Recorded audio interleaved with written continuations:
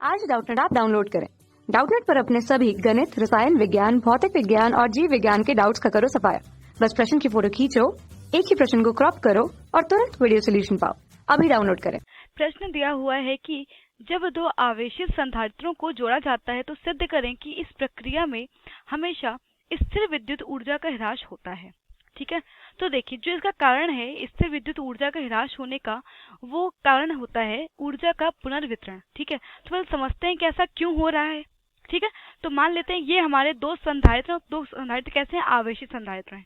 ठीक है, और दोनों जो संधारित्र हैं हमारे, तो मान लेते हैं जो हमारे पहला संधारित्र है ए संधारित्र और ये है बी संधारित्र। तो ए संधारित्र पर की जो धारिता है वो क्या है, C1 है, और विभव क्या है, V1 है। और इसी प्रकार जो बी संधारित्र तो इसकी धारिता क्या है, C2, और विभव है V2। और हम मान लेते हैं कि जो V1 है तो V1 ग्रेटर देन है V2। ठीक है, जो पहले संधारित्र का जो विभव है वो ज्यादा है दूसरे संधारित्र की विभव की अपेक्षा। ठीक है, अब देखिए अगर दो असमान या हम कह सकते हैं कि अधिक विभव वाले संधारित्र को अगर हम कम विभव वाले संधारित्र से जोड़ते हैं, मान लेते हैं कि इन दोनों संधारित्रों को जोड़ दिया गया। ठीक है, इन दोनों संधारित्रों को जोड़ दिया गया और मान लेते हैं पहले संधारित्र पर जो आवेश है वो है Q1। ठीक है, और दूसरे संधारित्र पर आवेश क्या है, Q2 है। अब देखिए अगर विभव अधिक है तो इसका मतलब क्या है कि जो पहला संधारित्र है इस पर आवेश की मात्रा भी अधिक होगी। तो होगा क्या, आवेश अधिक विभव वाले संधारित्र से कम विभव वाले संधारित्र की ओर बहने लगेगा। और यह प्रक्रिया तब तक होगी जब तक कि दोनों संधारित्रों के विभव आपस में समान न हो जाए। ठीक है, तो इस प्रकार हम कह सकते हैं कि जब ऊंचे विभव वाले संधारित्र को नीचे विभव वाले संधारित्र पर जोड़ा जाता है तो आवेश अधिक विभव वाले संधारित्र से कम विभव वाले संधारित्र की ओर बहने लगता है, और तब तक बहता है कि जब तक कि दोनों संधारित्र के जो विभव हैं वो आपस में समान ना हो जाए। ठीक है, तो होगा क्या कि इस तब दोनों संधारित्र जो विभव हैं आपस में समान हो जाएंगे, तो उस स्थिति में V1 बराबर V2 हो जाएगा। ठीक है, और इसी घटना को हम बोलते हैं ऊर्जा का पुनर्वितरण। और जब आवेश अधिक विभव वाले संधारित्र से कम विभव वाले संधारित्र की ओर बहता है तो इस प्रक्रिया में कुछ कार्य करना पड़ता है। ठीक है, और देखिए होता है क्या है कि दोनों चालकों की जो कुल ऊर्जा होती है, हम कहते हैं दोनों चालकों के जो आवेश होते हैं, तो दोनों चालकों के जो आवेश की जो कुल मात्रा होती है वो बराबर रहेगी। ठीक है, तो आवेश की कुल मात्रा बराबर रहती है, लेकिन होता क्या है कि जो उनकी स्थितिज ऊर्जा है उसमें कुछ अंतर आ जाता है, या हम कहते जो उनकी ऊर्जा है ऊर्जा में कुछ अंतर आता है। अब भाई देखिए अगर जो है ऊर्जा एक से दूसरे में अगर स्थानांतरण हो रही है तो होता क्या है कि कुछ ऊर्जा होगी कि वातावरण में चली जाएगी। ठीक है, तो उससे हम कहते हैं कि ऊर्जा की हानि हो गई है। ठीक है, या कुछ ऊर्जा हो सकती है कि तार द्वारा जिस तार से हम जोड़ रहे हैं उसने ग्रहण कर ली, तो कुछ ऊर्जा में कमी आती है। ठीक है, तो इस स्थिति में इसको हम बोलते हैं कि ऊर्जा में कुछ हानि हो गई है। ठीक है, तो देखिए अब हम सिद्ध करेंगे इसे कि ऐसा क्यों हो रहा है, क्या वास्तव में जो आवेशों का अगर पुनर्वितरण होता है तो ऊर्जा की हानि होती है या नहीं होती है। ठीक है, तो देखिए तो मान लेते हैं कि पहले चालक की जो हमारी स्थितिज ऊर्जा है वो कुछ इस प्रकार है। तो माना पहले संधारित्र की स्थितिज ऊर्जा। ठीक है, स्थितिज ऊर्जा क्या होगी, स्थितिज ऊर्जा होती है हाफ CV²। तो पहले वाले जो संधारित्र का C1 जो धारिता है वो C1 है और जो विभवांतर है वो V1 है, तो हाफ C1 V1² हो जाएगा। ठीक है, इसी प्रकार माना दूसरे संधारित्र की स्थितिज ऊर्जा है 1/2 C2 V2²। ठीक है, अब देखिए तो जब हम संधारित्रों को नहीं जोड़ रहे हैं, ठीक है, तो जोड़ने से पहले इनकी कुल ऊर्जा देख लेते हैं। संधारित्रों को एक दूसरे से जोड़ने से पहले, तो जोड़ने से पहले इनकी कुल ऊर्जा क्या होगी, इनकी कुल स्थितिज ऊर्जा मान लेते हैं U है, तो U बराबर क्या होगा, half C1 V1² plus half C2 V2², जिसे हम लिख सकते हैं half C1 V1² plus C2 V2²। ठीक है, तो ये हो गई जोड़ने से पहले की स्थिति। अब देखिए जब संधारित्रों को हम आपस में जोड़ेंगे तो उनकी धारिता क्या हो जाएगी, तो जोड़ने पर जो उनकी संयुक्त धारिता होगी वो C1 प्लस C2 हो जाएगी। अब ऐसा क्यों है, क्योंकि हम संधारित्रों को समांतर क्रम में जोड़ रहे हैं। ठीक है, संधारित्रों को समांतर क्रम में जोड़ रहे हैं, तो मान लेते हैं कि जोड़ने के बाद जोड़ने के बाद इनकी संयुक्त धारिता जो है वो मान लेते हैं C डैश है, तो C डैश बराबर क्या हो जाएगा, C1 प्लस C2 हो जाएगा, क्योंकि जो संधारित्र है वो किसमें जुड़े हुए हैं, समांतर क्रम में जोड़े गए हैं। और देखिए चूंकि जो विभव है वो क्या हो गया, आपस में समान हो गया है। भाई ऊर्जा का स्थानांतरण हुआ है, तो ऊर्जा का स्थानांतरण तब तक हुआ है जब तक विभव समान ना हो जाए। तो उस स्थिति में जो विभव होगा वो दोनों पर क्या होगा, बराबर होगा। मान लेते हैं कि उभयनिष्ठ विभव क्या है, अब V है। ठीक है, तो विभव मान लेते हैं कि उभयनिष्ठ विभव V है। ठीक है, अब हम देख लेते हैं कि दोनों चालकों को जोड़ने के बाद इनकी कुल स्थितिज ऊर्जा क्या है। ठीक है, तो जोड़ने के बाद कुल स्थितिज ऊर्जा, कुल स्थितिज ऊर्जा, तो U डैश का मान क्या हो जाएगा, U डैश का मान हो जाएगा हाफ CV स्क्वायर होता है, तो धारिता क्या है, C1 प्लस C2 है, और जो विभव है वो क्या है, उभयनिष्ठ विभव है जो कि है V स्क्वायर। तो जोड़ने के बाद जो कुल स्थितिज ऊर्जा है वो है U डैश बराबर half C1 plus C2 V square. तो हम मान रख देते हैं उभयनिष्ठ विभव का।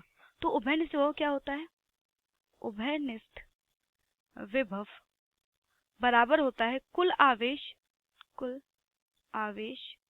बटे कुल धारिता, कुल आवेश बटे कुल धारिता।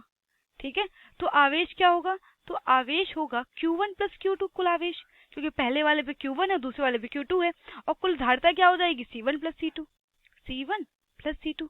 ठीक है, और Q बराबर क्या होता है, Q बराबर होता है CV, तो हम लिख सकते हैं Q1 बराबर लिख सकते हैं C1 V1 प्लस Q2 रख क्या रख देंगे, C2 V2 रख देंगे, और ये बटे हो जाएगा C1 प्लस C2। तो इस प्रकार उभयनिष्ठ विभव की जो मान होगा वो होगा C1 V1 plus C2 V2 upon C1 plus C2। तो अब हम क्या करते हैं कि जो उभयनिष्ठ विभव है वो यहाँ पर रख देते हैं। तो उभयनिष्ठ विभव का मान उस समीकरण में रखने पर तो क्या ज्ञात हो जाएगा हमें, तो हमें मिल जाएगा U डैश का मान मिल जाएगा U डैश बराबर 1/2 C1 प्लस C2, और देखिए V था, V का स्क्वायर, तो V हमने ज्ञात कर लिया है, तो ये क्या होगा C1 V1 plus C2 V2 बटे C1 प्लस C2 का होल स्क्वायर, क्योंकि V स्क्वायर था। ठीक, अब देखिए जो हमारा ये समीकरण है, तो इसको मान लेते हैं हम समीकरण 2 मान लेते हैं। और जो जोड़ने से पहले स्थितिज ऊर्जा थी, तो जोड़ने से पहले जो हमारी कुल स्थितिज ऊर्जा थी, इसको मान लेते हैं हम समीकरण 1। और देखिए जो ऊर्जा थी तो वो ऊर्जा पहले ज्यादा होगी, जो कुल स्थितिज ऊर्जा होगी वो जोड़ने से पहले ज्यादा होगी, क्योंकि देखिए जोड़ने के बाद तो ऊर्जा का कुछ ना कुछ ह्रास हो गया है। तो जो दूसरी ऊर्जा आएगी जोड़ने के बाद वाली U डैश का मान हमेशा क्या होगा, कम होगा U से। ठीक है, तो क्या करेंगे, समीकरण 1 में से समीकरण 2 घटाने पर, समीकरण 1 में समीकरण 2 को घटाने पर तो समीकरण 1 था हमारा U, और समीकरण 2 क्या है, U डैश है, तो U माइनस U डैश कर देंगे, तो ये यही क्या होगा, ऊर्जा में ह्रास होगा, ऊर्जा में कमी लिख देंगे यहाँ पर। ठीक है, तो जो पहला समीकरण था वो था हमारा half C1 V1 square plus C2 V2 square minus 1/2, ये क्या है C1 plus C2 C1 V1 plus C2 V2 बटे C1 प्लस C2 का होल स्क्वायर। तो चूंकि ये होल स्क्वायर, तो ये C1 प्लस C2, ये एक पद इससे कैंसिल हो जाएगा, तो यहाँ पर बचेगा 1/2 C1 V1 square plus C2 V2 square minus 1/2 C1 V1 plus C2 V2 का होल स्क्वायर बटे C1 प्लस C2। ठीक है, एक पद यहाँ बचेगा। ठीक है, तो अब क्या करते हैं हम कि C1 प्लस C2 का भाग करने पर, ठीक, तो अगर हम इसमें गुणा कर दें C1 प्लस C2 का और भाग कर दें, तो इसमें कोई अंतर नहीं पड़ेगा, तो ये हो जाएगा 1/2 बाहर रखते हैं, ये हो जाएगा C1 V1 square plus C2 V2 square minus के 1/2 इसमें भाग देंगे तो क्या हो जाएगा, ये देखिए भाग में इसमें गुणा करेंगे। ठीक है, तब गुणा करेंगे तो क्या हो जाएगा C1 प्लस C2 ऊपर कट जाएगा ये, तो ये बचेगा केवल 1/2 C1 V1 plus C2 V2 का होल स्क्वायर। ठीक है, ये बचेगा, तो हम 1/2 कॉमन ले लेते हैं, तो ये बचेगा 1/2, और इसको लिख लेते हैं C1 प्लस C2, और इस पद को लिख लेते हैं C1 प्लस C2, ये हो जाएगा गुणे C1 V1 square plus C2 V2 square minus C1 V1 plus C2 V2 का होल स्क्वायर। ठीक है, तो एक काम करते हैं, इन सबका देखिए इसका गुणा कर देते हैं अंदर। ठीक है, और इस पद का जो ब्रैकेट इसको खोल देते हैं। ठीक है, जो स्क्वायर लगा हुआ है तो इसको खोल देते हैं, तो इसको हल करेंगे तो यहाँ से जो मान निकलेगा तो वो मान निकल के कुछ इस प्रकार आएगा, तो 1/2 C1 प्लस C2 तो इसी प्रकार रहेगा, तो इसको हल करेंगे तो ये मान निकलेगा C1 square V1 square plus C1 C2 V2 square plus C1 C2 V1 square plus C2 square V2 square minus C1 square V1 square minus C2 square V2 square minus 2 C1 C2 V1 V2। ठीक है, कुछ इस प्रकार बचेगा। तो इसको हल करेंगे तो यहाँ से मान मिल जाएगा हमें 1/2 C1 प्लस C2, ये हो जाएगा C1 C2, ये मिल जाएगा हमें, और बचेगा V1 square minus V2 square minus 2 V1 V2। हमने क्या करा कि C1 C2 कॉमन ले लिया और बाकी पद क्या होंगे, आपस में कट जाएंगे। ठीक है, अब देखिए, तो इसको हम लिख सकते हैं 1/2 C1 प्लस C2, और ये C1 C2 तो इसी प्रकार रहेंगे, और इसको हम लिख सकते हैं V1 माइनस ये आएगा V1 square plus V2 square. ठीक है, ये प्लस रहेगा, तो इसको हम लिख सकते हैं V1 माइनस V2 का whole square, V1 minus V2 का होल स्क्वायर। तो हम जो ऊर्जा का ह्रास निकलेगा तो लिख लेते हैं डेल्टा U। तो डेल्टा U बराबर मिल जाएगा हमें C1 C2 बटे 2 C1 प्लस C2 और V1 माइनस V2 का होल स्क्वायर। और जो C1 C2 के मान है ये कैसे हैं, धनात्मक है, और V1 माइनस V2 भी क्या होगा, जो पूर्ण वर्ग है, तो इसलिए ये भी क्या होगा, धनात्मक होगा। तो इस प्रकार हम कह सकते हैं कि आवेशों के, जब भी हम आवेशों का पुनर्वितरण करेंगे, ठीक है, तो उस स्थिति में हमेशा ही ऊर्जा का ह्रास होता है। तो हम कह सकते हैं कि यहाँ पे लिख लेते हैं कि ऊर्जा के पुनर्वितरण में सदैव ऊर्जा का ह्रास होता है। ठीक है, और जो ऊर्जा का ह्रास है वो इसके बराबर होगा। ठीक, तो यही हमारे प्रश्न का उत्तर है कि हमने सिद्ध कर लिया कि हाँ, जो ऊर्जा में ह्रास हो रहा है तो इतने ऊर्जा का ह्रास हो रहा है। ठीक है, तो हम जब भी हम कभी भी अगर अधिक विभव वाले संधारित्र से कम विभव वाले संधारित्र को जोड़ेंगे तो इस स्थिति में हमेशा क्या होगा, ऊर्जा का पुनर्वितरण होगा, ऊर्जा का स्थानांतरण होगा अधिक विभव वाले से कम विभव वाले की ओर, और ऊर्जा का ह्रास होगा, और ऊर्जा के ह्रास का मान कुछ इस प्रकार होगा। ठीक है, तो यही हमारे प्रश्न का उत्तर है। कक्षा 6 से 12वीं से लेकर नीट, IIT, JEE वो एडवांस के लेवल तक 1 करोड़ से ज्यादा छात्रों का भरोसा। आज ही डाउनलोड करें डाउटनेट ऐप या व्हाट्सएप करें अपने सारे डाउट्स 8400 400 400 पर।